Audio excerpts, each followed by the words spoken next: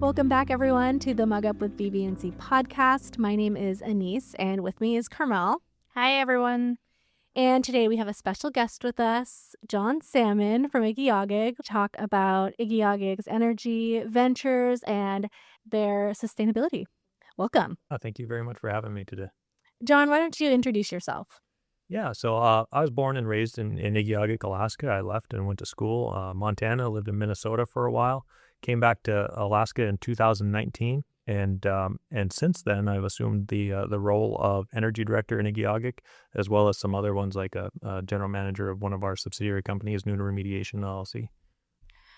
For those that aren't familiar, can you kind of just describe where Igiugig is? Yeah, Igiugig is in southwest Alaska. We're 250 miles southwest of Anchorage. We live on Lake Iliamna. It's the largest freshwater lake in Alaska, and we're at the top of the Igiugig River, which flows into Bristol Bay, home of 50% of the world's wild provided salmon, sockeye salmon. Igiugig is such a cool place. You guys feels like ahead of your times. Can you tell us a little bit about why Igiugig is unique? Yeah, and I've had discussions before on the progression that Igiugig has assumed. I always bring it back to 1997. Igiugig got running water, and our power went from 480 overhead to underground at the same time. At that time, I was 7 or 8 because I don't remember the month of when that was done. And so since then, moving on to 2000, the year 2000, they started doing long-term planning and 20-year goals. And I think that the big part that makes the progression happen is the planning. Even though we see plans happening now, action now, the initial planning period started long before me. It goes back a generation, so it's generational moves. It's been generational language speakers. It's hard not to bring back stuff like Anilka and Angsa, just because that was such a big progression for rural communities. Moving through that, the introduction of English language. Like I'm a first generation college graduate. Prior, like my mother, she carries a GED, and that's really great. So that provided the community that's there now. I know it seems like we're ahead of curves, but in reality, we're just living off of the dreams of those that were before us. We're going to dive into more of an energy focus, but can you share a little bit about how your community operates and some of the highlights that are unique? Yeah, some of the highlights of Igiugig are that we are a really small community. I think the population is somewhere right around 65 right now. So in order to get everything done, we have to wear multiple hats, and we have to work closely together. And of course, that comes with workplace issues that have to get swept aside in order to keep the common goal of moving forward. So we do have to work closely, and we help lift each other up. It is a 100% consensus-based community on the tribe side. So when we want to pursue let's say an energy grant, and the tribe is going to vote on it, it needs 100% consensus, and that provides cohesion amongst the community. Because if you have a split vote that moves forward, then that means those that did not agree are going to continue to not agree as the project progresses. And then when we run into difficulties with the project, it makes their nay stronger, and of course creates a bigger divide. And so I think that is one of the integral parts of going after funding opportunities, is to have everybody on board and explain the challenges beforehand as best as you can. Of course, we see new issues come up along the way, and of course being able to be open enough to relay back to the community that that the hardships that you're facing, which are now imposed on your community members. And so in order to retain everybody's support, the openness has to come with it. And I do know that we wear multiple hats, and spreading information is not one of the hats that many of us are good at doing. But I always am open to questions, and that's why I agreed to this mug up. So how do you guys go about getting community consensus on an issue that is controversial? Oh, and sorry, it's not 100% community consensus. It's just that the tribal council's consensus, of which the community members are well aware of activities that we have going on. We do a big annual meeting every year, and it highlights all the activities, all the funding for the tribe. And also the tribe works very closely with the Native Corporation. And so between the two, we feel like the community members are pretty well covered, because oftentimes we work so closely together that the projects will have overlap, like on energy. So anytime we need to implement an energy project, we need to access Igiugig Native Corporation land. So at an Igiugig Native Corporation meeting, you'll also come up with energy discussions as to activities. And just, again, it comes back to the openness, and those that want to express concern are available to do so. And, of course, there's no repercussions. And it is our intent to do everything for the benefit of the community on both the tribe and the corporation side. I also sit on the corporation board, which makes it convenient for energy meetings. So what are the overall sustainability goals? That is also a long history that I didn't bring the timeline with me No, today. it's okay. Our current goal that was established in 2022, we had funding from NREL in the form of technical support. And it was, I believe, $200,000. And technical support is one of the hardships faced in rural communities, because you're doing a lot of calculations, a lot of graphing, and it's a ton of data. And as we wear multiple hats, to be able to commit time to sit at a computer and crunch numbers starts to go by the wayside, because you have other pressing matters like water's frozen, or somebody needs fuel, or, the road's full of potholes. And then we have our generator operator grading the roads today instead. And so to be able to crunch data on all the households and commercial buildings, the school, and to come out with data as to what we can pursue renewable integration wise, and how those pursuits would reduce our reliance on diesel fuels. After that project ended, on paper, it showed that 50% reduction of diesel use was possible. And so that year at the annual meeting, the initial declaration was that we were going to reduce diesel fuel by 50% by the year 2030. Unfortunately, part of that analysis that NREL did showed that our grid isn't resilient enough to introduce heat loads of that capacity yet. So we had to alter our goal to 50% reduction of diesel fuel for electrical production by 2030. Mm. And it doesn't roll off the tongue as easy, and I recognize that. Can you give a little bit more info on what the project is? So the current idea for renewable integration, I don't know who had the first idea. Everybody in the community, as I spoke about 20 years ago, which is now 26 years ago, in 2000, recognized that there's lots of kinetic energy going by in the river. It's constantly flowing. And so in the year 2001, there was a new landfill being constructed with a road extension and a power line extension. So at that time, they teed off of that road and provided, at the time called Sportfish Access Road, to also encourage sport fishermen to use this access down to the waterway and stop trespassing. But because they had the funding, they ran three-phase power down to that landing by the river, with the idea that someday there would be a project that comes along and be able to harness energy of the river. And so they didn't exactly have an idea. They just thought that if we're going to do anything right now is an opportune time, because line extensions underground are very expensive, as well as transformers. And so that was the initial seed. But in 2014 or 2015, there was two companies that came to Igiugig. They both brought a device, and I don't recall the other one, but the one company that I am familiar with is ORPC out of Maine, Ocean Renewable Power Company. And from the stories I've heard, the difference was the one company that's not there anymore came in with a project and a device and said, this is how we're going to change your community. And ORPC came and sat down with the community and had a meeting and said, what can we do to change the community to your benefit? And so it was that relationship at the beginning that, of course, was the Kickstarter for a relationship. And so moving forward, they have a different CEO now, but we've continued on with this openness and relationship and to strive for a better community. And now, of course, we're trying to recognize that there's corporate needs on their side, of course, funding side. We're working closely together to try and make the projects continue working. The continuing on from 2015, ORPC returned in 2019 with a Department of Energy Water Power Technologies Office grant that was awarded to Igiugig, and then Igiugig subbed out ORPC as the developer.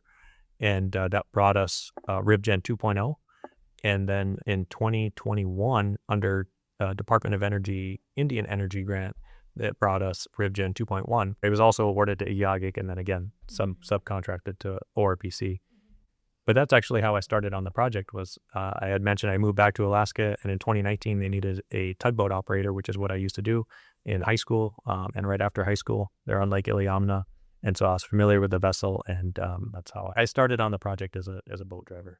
Oh, cool. So for those that aren't familiar with when you say RevGen, can you describe like what it is?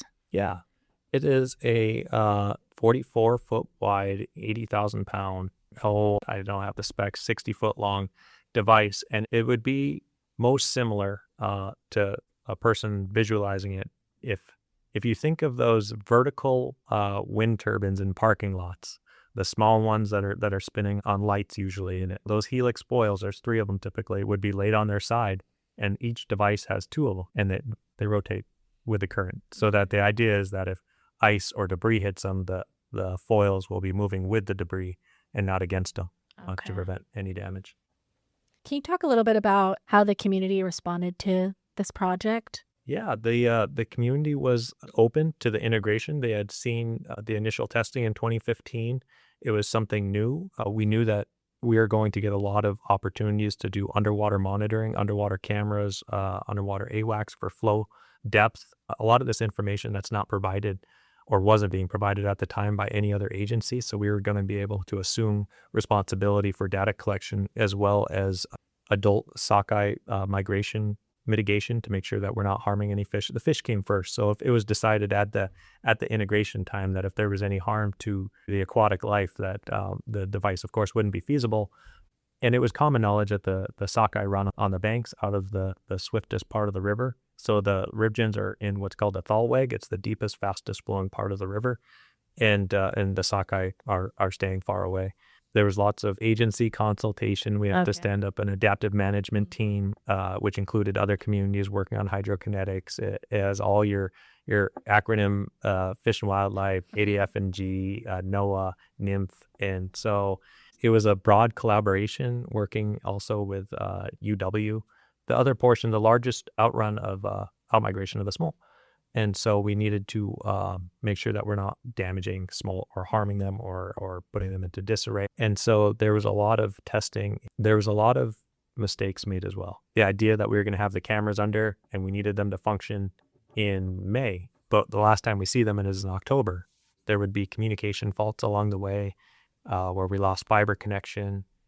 And so it was a process trying to work through how we were going to record the sockeye outmigration. And what it came back around to was bringing in a team, along with what I found really cool was drone flights. And then just the other year, the PNNL working with Aquacoustics came out with 3-degree pinpoint side scan sonars.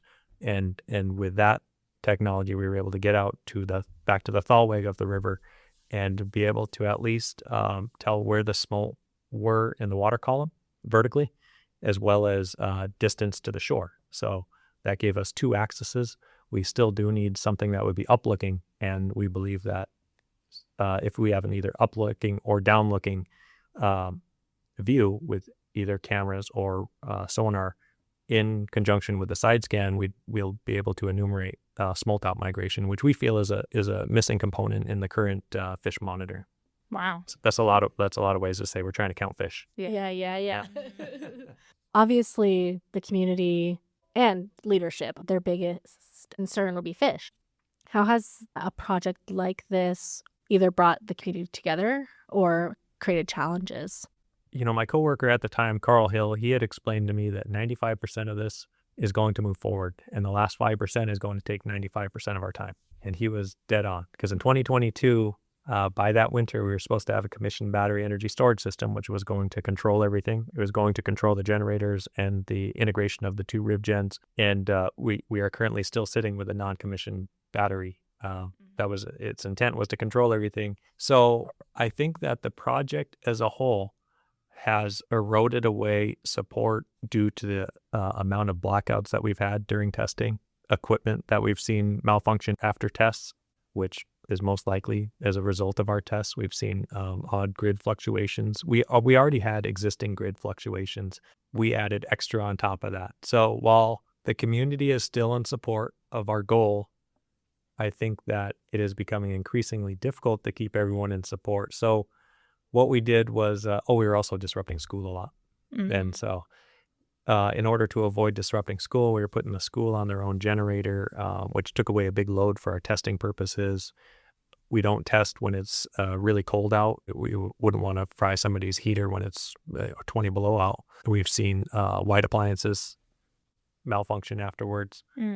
And so it is bringing around new ideas as to how to separate the community members from grid fluctuations. And for that, I've seen, especially when I went to Twin Hills, I saw some AVEC equipment that they have in place to be able to prevent voltage spikes on households. And that's something that we would want to pursue to integrate. So if anything, the current frustrations have created new ideas as to how to mitigate these frustrations and to overall make the grid more resilient. Because that's the best part about feedback, is that it's not negative feedback. You can take it and it shows you that your current shortcomings. And then those are the shortcomings that you need to pursue instead of pushing back and trying to be oblivious and say, oh no, these shortcomings are short term, because I had to move away from that short term language. Initially at the beginning, I'm working with a group of engineers, and we're always thought we were right around the corner from getting a system to work. And several years down the road, I lost that 1 month away optimism. And it was important to not push back anymore on frustrations and to really accept them and look for alterations that we can make. Yeah, we need the solutions, and we don't need to reinvent the wheel. A lot of communities across Alaska have faced many of these same frustrations already, and AVEC has been a great model. And luckily through Energy, I've been able to speak at many events and meet folks from TCC, AVEC, Anchorage Municipal. So there's lots of support out here, AEA. There's all these great programs out here and available for resource extraction. And by resource, I'm thinking their knowledge.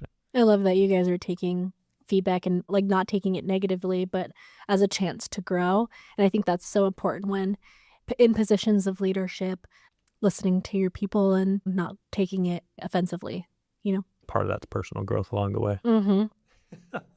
Yeah. Especially in a small community. Yeah. And, COVID had a big part of that, because we had to work through COVID on this, and it's a physical project, so that we had to make adjustments to how we were going to operate and how much community members we're going to have to do on site without outsiders flying in.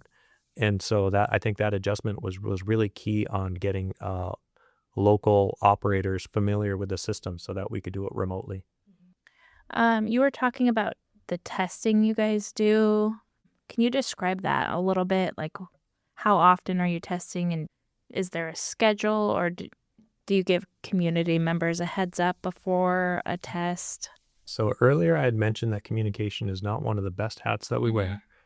Our testing has been opportune times, avoiding times of disruption.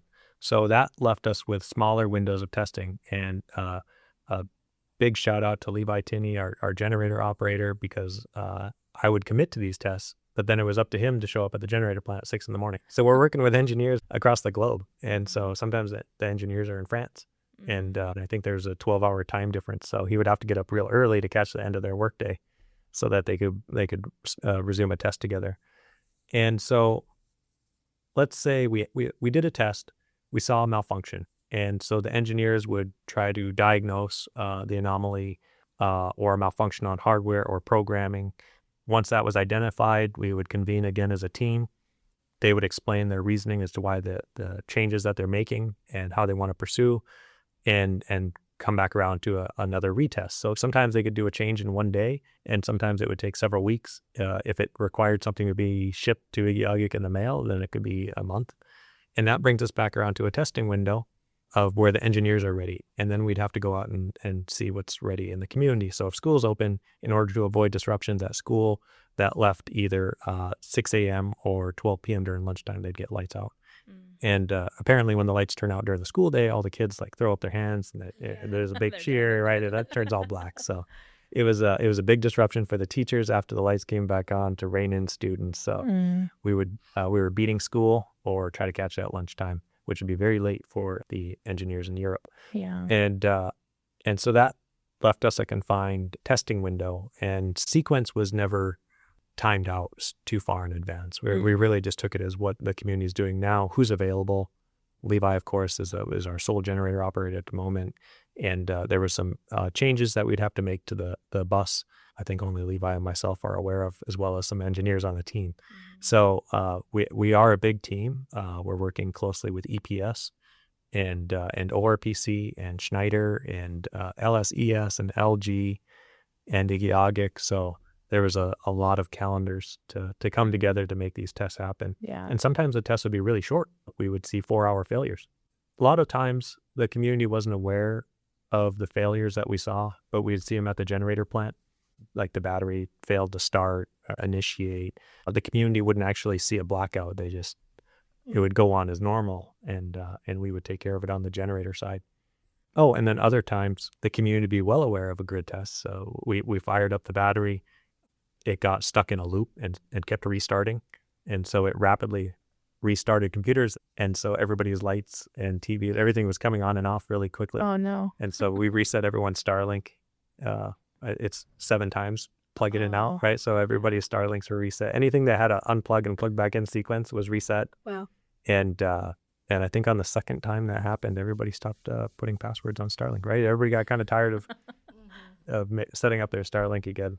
What advice would you give to another village that's looking into renewable energy? Identifying the weaknesses of the current backbone of the community are key to the success of renewable integration. We've seen it across Alaska where the funding is backwards. The funding came out for renewable energy, and that was integrated in the community without the funding for repairs to the existing issues that were already present.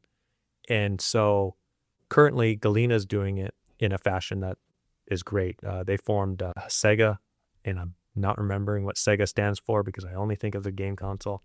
And they're going around and they've been polling communities for years on hardships that they've seen, what to identify, and then through the IRA funding, the formula funding that came out, 40101D, that has provided funding opportunities for grid resilience and hardening up of the backbone. And I think that like communities like Galena that are identifying the issues with available funding to be able to pursue fixing those issues is wonderful to see. And we saw issues come up in Igiugig that, of course, wow, sure wish we thought of that earlier.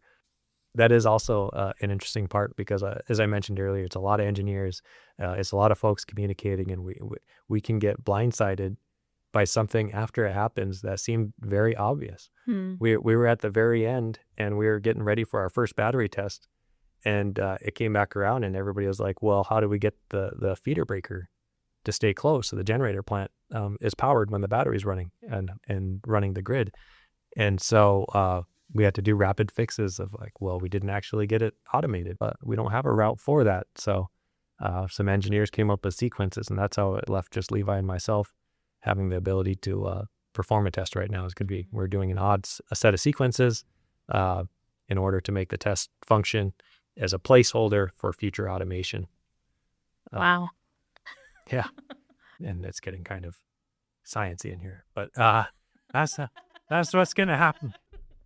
It has been harder on my family as I became involved in energy because one, I'm such a stickler on turning lights off and then and making sure things are unplugged.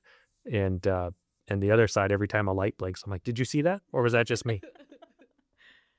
And quick to my computer so I can see what happened at the generator plant. And so it has made a different level of concern in my life on day-to-day life. You know, we're prone to our own mistakes. You know, we had funding for air compressors, so we bought an air compressor through maintenance.